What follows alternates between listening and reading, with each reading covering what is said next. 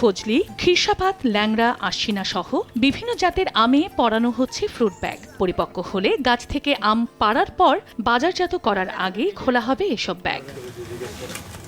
আমের ওজন ১০০ থেকে ১৫০ গ্রাম হলেই বেঁধে দেওয়া হয় এসব ফ্রুট ব্যাগ। এরপর আম পাকা পর্যন্ত ব্যাগ বন্দি থাকে আমগুলো।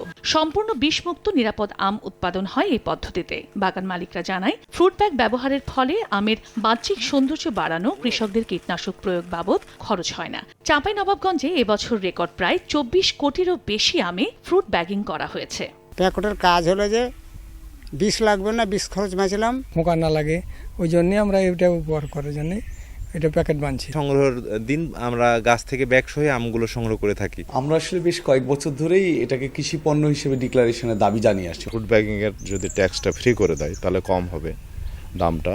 গবেষকরা জানায়, পরিপক্ক আমের প্রধান শত্রু মাছি পোকা। তা দমনে সবচেয়ে কার্যকর ফ্রুট ব্যাগ। আমরা যদি ব্যাগিং করি তাহলে আমরা ১০০ ভাগ এই মাছি পোকার হাত থেকে আমরা রক্ষা করতে পারবো। ব্যাগিং করলে আমাদের বালাইনাশকের স্প্রে কম হবে, অর্থাৎ কীটনাশক এবং ছত্রাকনাশকের স্প্রে কম হবে, এতে করে আমটা নিরাপদ হবে। চলতি মৌসুমে চাঁপাইনবাবগঞ্জে ৩৭,৬০৪ হেক্টর জমির বাগানে আম উৎপাদনের লক্ষ্যমাত্রা ৩,৮৬,০০০ মেট্রিক টন। গত বছর ২২ কোটি, ২০২৩ সালে ১৬ কোটি ৩ লাখ আমে ফ্রুট ব্যাগিং করা হয়। সময় সংবাদ, চাঁপাইনবাবগঞ্জ।